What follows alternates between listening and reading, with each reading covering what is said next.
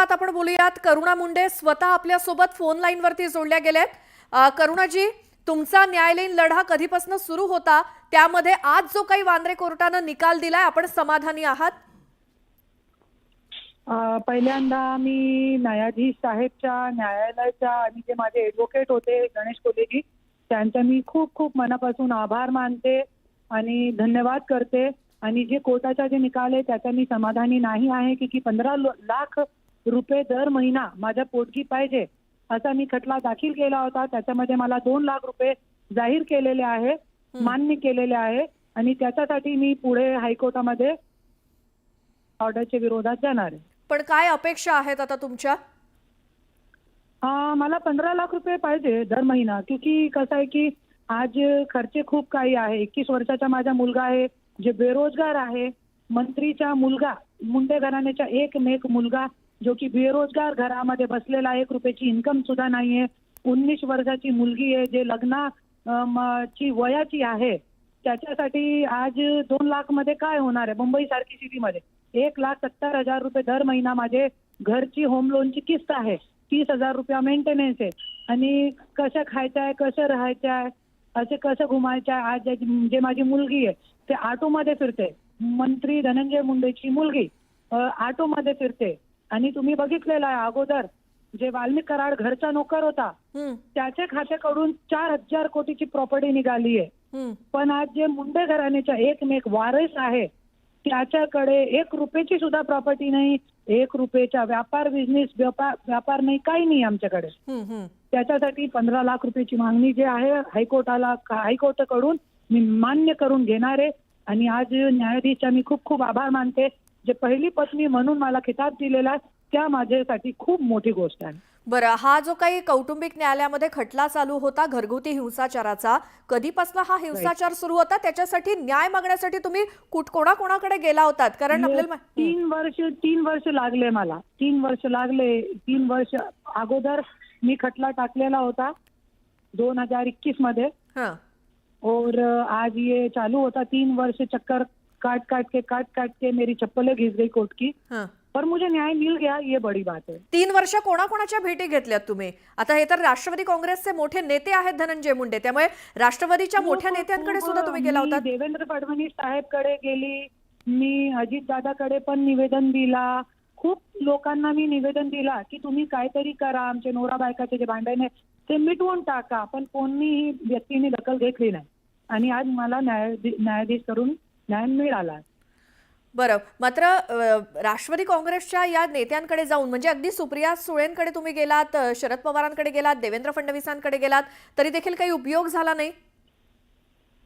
म्हणजे ते धनंजय मुंडे हे मोठे मंत्री आहेत, नेते आहेत। गेली होती पण मी पॉलिटिकल साठी गेली होती, या गोष्टीवरती मी भेटली नाही त्यांना। देवेंद्र फडणवीस साहेबांना मी निवेदन दिला होता, एकनाथ शिंदे साहेबांना पण दिला होता, त्यांनी स्वतः कॉल करून मला बोलवून घेतला होता, तुम्हाला माहिती आहे। घरगुती हिंसाचाराचा ठपका जो कोर्टाने ठेवलाय की घरगुती हिंसाचार झाला का, तर पार्शली येस असं म्हणण्यात आलंय, त्याबद्दल काय सांगाल?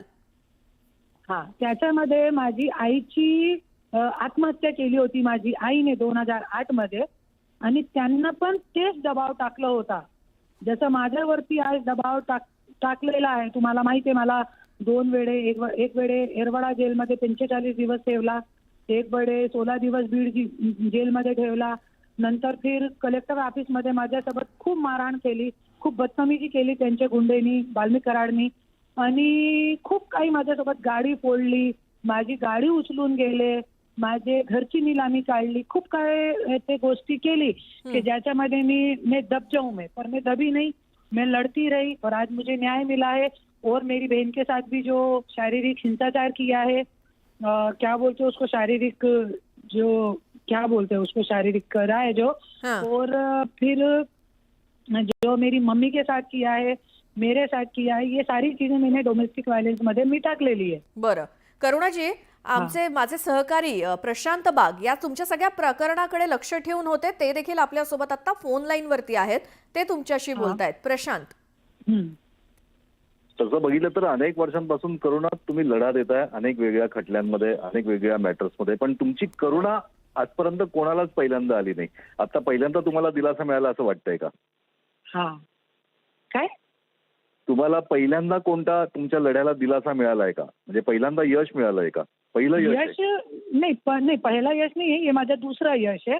मंत्री महोदयांना मी औरंगाबाद कोर्टामध्ये अगोदर पण जे माझी गाडीमध्ये रिव्हॉल्वर टाकली होती तुम्हाला माहित आहे. हो. तो जे 2 रिव्हॉल्वर टाकली होती आज जे पूर्ण महाराष्ट्रामध्ये ते मुद्दा पण उचलून धरलेला आहे सुरेश धस भावांनी. त्यांचा मी पण खूप हृदयापासून आभार मानते सुरेश धस भाऊच्या. तो जे रिव्हॉल्वर टाकली होती त्या क्रॅशिंगसाठी मी औरंगाबादमध्ये खटला टाकलेला होता. 8 महिने अगोदर त्यांच्यामध्ये मी विजय झालेली आहे माझे. तो पहिली एक विजय आणि ही दुसरी विजय आहे माझी कोर्टामध्ये आणि पुढे पण मी सगळे केस जिंकणार आहे. 3 गोष्टी महत्वाच्या आहे. एक म्हणजे की तुमच्या मुलांचं पालन पोषण आणि संगोपन करायचं आहे म्हणून तुम्ही Right. अतिरिक्त पोटगी आत्ताही मागताय, कॉम्पेन्सेशन Right. मागताय. Right. बरोबर. पण हा. त्यांची जबाबदारी घ्यायला धनंजय मुंडे यांनी सहमती यापूर्वी सुद्धा दाखवली होती. मग हा. तरीही हे कसं मग तुम्ही मागताय कॉम्पेन्सेशन तरी? म्हणजे जबाबदारी नाही. धनंजय मुंडे घेणार का तुम्हीच त्यांची जबाबदारी ही करणार? नाही जबाबदारी कोण घेणार आहे आता मला तो कळत नाही. ते फक्त पेपरवरती त्यांनी जबाबदारी घेतलेली आहे. बाकी पूर्ण जबाबदारी माझ्याकडे आहे आता. आणि पेपरवरती फक्त नाव टाकलेलं आहे शिशू धनंजय मुंडे, शिवानी धनंजय मुंडे. आईच्या नाव गायब झालेलं आहे ना. त्याच्यासाठी पण मी कोर्टामध्ये गेलेली आहे. तुम्ही औरंगाबाद कोर्टामध्ये माहिती घेऊ शकता. पण कसं आहे की आज धनंजय मुंडे मंत्री महोदयांचा मुलगा आज नोकरकडे 4,000 कोटीची प्रॉपर्टी आहे. नोकरचे जे मुलं आहे तुम्ही बघितलेलं आहे पूर्ण जे मेट्रो चालू आहे त्याचे मुलाकडे 100 कोटीची गाडी आहे. वेगळी वेगळी इम्पोर्टेड कार आहे 100 कोटीची. पण माझ्या मुलगेकडे एक सुद्धा गाडी नाहीये. ऑटोमध्ये माझा मुलगा फिरताय. माझी मुलगी ऑटोमध्ये फिरते. रोजगार नाहीये दोनाकडे. 19 वर्षाची मुलगी आहे, 21 वर्षाचा मुलगा आहे. त्यांच्याकडे काय 1 रुपयाचा सुद्धा रोजगार नाहीये. आणि आमच्या घर कमी ते कमी 15 लाख रुपये पाहिजे आम्हाला.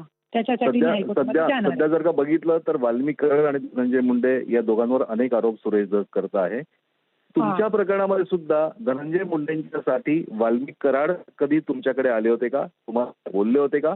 तुम्हाला काही झाला होता का संवाद? खूप वेळे आले. तुम्हाला माहिती आहे की जे माझ्या गाडीने रिव्हॉल्वर टाकली होती ते कोणी वाल्मिक कराडने टाकली होती. आणि जे आहे ते सगळं वाल्मिक कराड धनंजय मुंडेची परछाई आहे. सावली आहे. वेगळे नाही आहे दोघी. आणि तुम्हाला माहिती आहे आज 4,000 कोटीची प्रॉपर्टी नोकरच्या जवळ निघालना कोई मामूली बात आहे क्या? बेटे के नाम पे 1 रुपयाची सुद्धा प्रॉपर्टी नाही. 21 वर्षाचा मुलगा आहे आमचा. मुंडे घराण्याचा एकमेक वारीस. त्याच्या नावावर शिशू धनंजय मुंडेच्या नावावरती 1 रुपयाची प्रॉपर्टी नाहीये. अरे ते तर सोडा. त्यांची पॉलिसी आहे मुला मुलीची माझे पॉलिसी आहे. ते जे नवऱ्यासोबत होती त्यावेळी मी काढली होती. नवऱ्याची पण काढली होती. माझ्या मुला मुलींची पण काढली होती. नवऱ्याची पॉलिसीमध्ये मी बायको म्हणून नॉमिनी आहे. मुला मुलींची पण काढली होती. त्याची किस्त किती आहे माहिती आहे तुम्हाला? फक्त 1 लाख रुपये 82,000 काहीतरी किस्त आहे त्याची. 82,000 तो पण भरत नाही. आज 3 वर्ष झाले. जोपर्यंत आम्ही वेगळे आहे तोपर्यंत मुंडे साहेब भरत नाही त्यांची पॉलिसी. पण नोकरकडे 4,000 कोटीची प्रॉपर्टी निघाली आहे. कुठे चाललाय महाराज? कसे लोकांना लोक मतदान करताय? कसे लोकांना देवेंद्र फडणवीसजी आणि अजितदादा सारखे लोक सपोर्ट करताय मला तो कळत नाही. आज त्यांच्या मुलांची एक पॉलिसी सुद्धा भरू शकत नाही आम्ही. आणि माझ्या नवऱ्याला मी खूप वेळे सांगितलेलं आहे की भरा तुम्ही पॉलिसी भरा. कमीत कमी 80,000 रुपये 82,000 रुपये किस्त आहे तो पण भरत नाही. कुठे जाणार आम्ही? आज 45 वर्षाची वय मी आपले नवऱ्यासोबत काढली. पूर्ण प्रॉपर्टी विकून टाकली त्यांच्यासाठी. 2009 पासून आणि 2019 पर्यंत आमचा खूप मोठा संघर्ष मी नवऱ्यासोबत केलेला आहे. पंकजाताई जे आज धनंजय मुंडे सोबत काम करत आहे. आज धनंजय मुंडेंनी पंकजाताई मंत्री करून दिलेला आहे. आज त्यांची काय लायकी नाहीये. त्यांनी काय केलेलं नाही. ते घरामध्ये बसत होती 5 वर्ष. पण धनंजय मुंडेंनी सगळं करून त्यांना मंत्री करून दिलेला. पण आज आम्हाला आज त्यांच्यासोबत लढामध्ये मी होती. पंकजाताई नाही होती. पण त्यांना मंत्री करून दिला. आमच्याकडे आमची मकानची किस्त सुद्धा भरत नाही. आमचे मुलाबाळांच्या साठी एक गाडी पण नाही त्यांच्या नावावरती, काही नाही आमच्यासाठी, एक बिझनेस पण नाही आहे आमच्याकडे.